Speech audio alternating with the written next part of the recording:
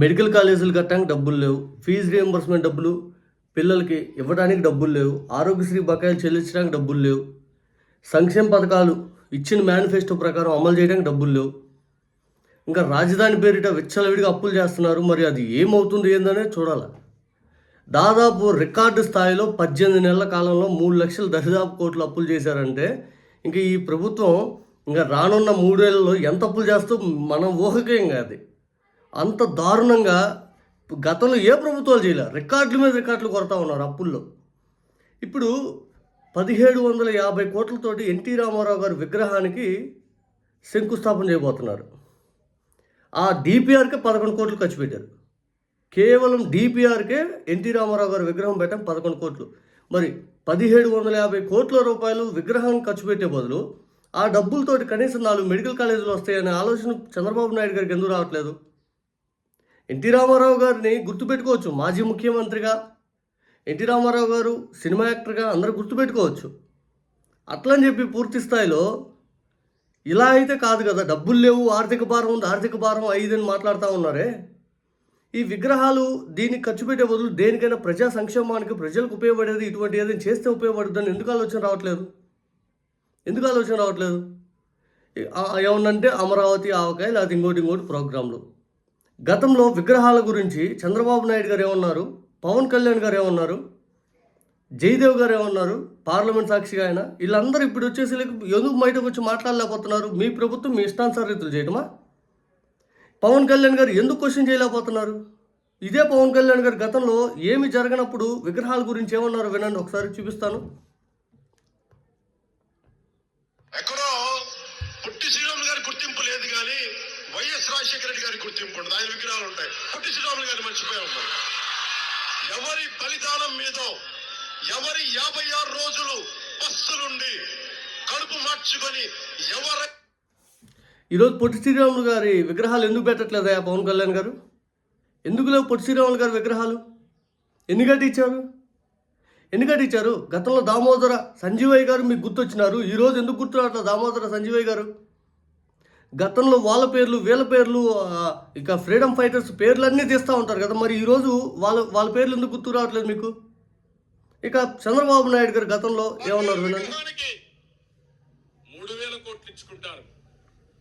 శివాజీ విగ్రహాన్ని డబ్బులు ఇచ్చుకుంటారు. Delhi, Mumbai bullet train డబ్బులు ఇస్తారు. అన్నిటి డబ్బులు ఇస్తారు. ఎందుకు హైదరాబాద్కి ఎవరని అడుగుతున్నా? ఎందుకు ఆంధ్రప్రదేశ్కి ఎవరని అడుగుతున్నా? ఎందుకు అమరావతికి ఎవరని క్వశ్చన్ చేస్తున్నా? సమాధానం చెప్పమని అడుగుతున్నా.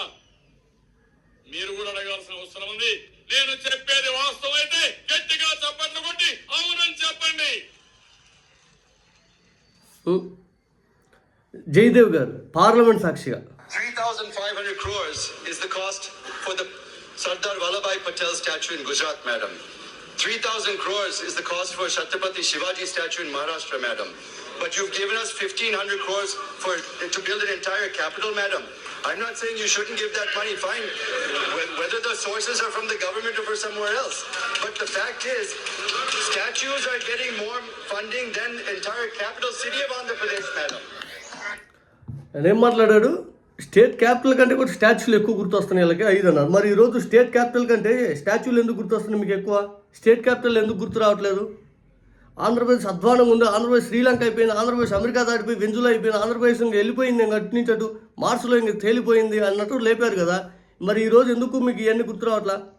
గతంలో అంబేద్కర్ గారి విగ్రహానికి 400 కోట్లు ఖర్చు పెట్టి భారీగా అద్భుతంగా చేస్తే దళితుల ఆత్మగౌరవాన్ని ఇంకా నిలబెట్టాలి. మన రాజ్యాంగ నిర్మాత ఆయన ఇంకా పేరు ప్రఖ్యాతులు, ఆయన ఇంకా చిరస్థాయిలో నిల్చుండేలాగా మన రాష్ట్ర ప్రభుత్వం నుంచి ఒక జిల్లాను చేశాము, ఇదిగో స్టాచ్యూ కూడా అని చెప్పి సోషల్ జస్టిస్ అని చెప్పి ఆ స్టాచ్యూకి పేరు పెడితే ఆ స్టాచ్యూని కనీసం పట్టించుకోకుండా ఎట్లా చేస్తున్నారో అందరం చూసాం. అక్కడ కనీసం ఊడ్చేవాళ్ళు లేరు, వాళ్ళ జీతాలు లేవు. వచ్చేవాళ్ళు ఉన్న జీతాలు లేవు, నీట్గా లేదు. అసలు నా యాగి చేస్తూ ఉన్నారు మీరు.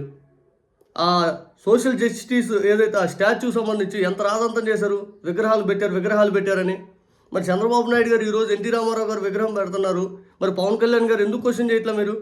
ఇదే విగ్రహాల గురించి గతంలో సినిమాలు తీసి సినిమాల్లో మాట్లాడి ఇవన్నీ చేశారు కదా. మరి ఈరోజు ఏరా మేధావులందరూ ఏది? ఆంధ్రాలో డబ్బులు లేవు, ఆంధ్ర ఏదైతే రాజకీయాల్లో చిక్కుకొని ఇబ్బంది పడిపోతుంది అది ఇది అని చెప్పి మాట్లాడే మేధావులు ఎందుకు క్వశ్చన్ చేయట్లేదు? కొంతమంది మేధావులు వస్తారు కదా, ఇంటలెక్చువల్స్ అది ఇది అని చెప్పి ఒక ముసుగు తగిలించుకొని చంద్రబాబు నాయుడు గారి కోసం పనిచేస్తూ ఉండే వాళ్ళు ఉంటారు కదా, మరి ఎందుకు ఇవన్నీ గుర్తు రావట్లేదు మీకు? ఏం పోలవరం ప్రాజెక్ట్ అయిపోయిందా?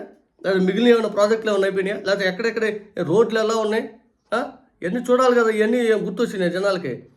పూర్తి స్థాయిలో జనాల కష్టాలు మీకు గుర్తుకు రావట్లే. మీకు ఈ అధికారం అనేది చిరస్థాయిగా వెళ్ళిపోవాలనే ఆలోచనతో ఏదో ఇంకో ఫోబియాలో వెళ్ళిపోతా ఉన్నారు. ప్రజా సమస్యలకు మీరు టైం కేటాయించట్లా. ఎలా చేస్తే మ్యానిపులేషన్, ఎలా చేస్తే మనం డబ్బులు ఖర్చు పెట్టాలి, ఎలా చేస్తే మనం ఎంత తినాలి, ఇదే ఉంది. గ్రామ స్థాయి దగ్గర నుంచి రాష్ట్ర స్థాయి వరకు ప్రతి ఒక్కరు ఇలాగ తయారయ్యారు. ఈరోజు తెలుగుదేశం పార్టీ ఏదైతే జనసేన వీళ్ళు అధికారంలోకి వచ్చాక రాష్ట్రంలో లా అండ్ ఆర్డర్ కానీ ఏది బాల, కానీ వీళ్ళేమో అది చేస్తాం ఇది చేస్తాం ఇంకా ఆ ఫోబియాలో బతికిస్తూ ఉంటారు జనాల్ని. ఫీజు రీంబర్స్మెంట్ డబ్బులు రాక అల్లాడిపోతున్నారు. వాటి సంగతి ఏమో చూడరు. భవిష్యత్తు అది విద్యార్థులది. ఇంక ఏందో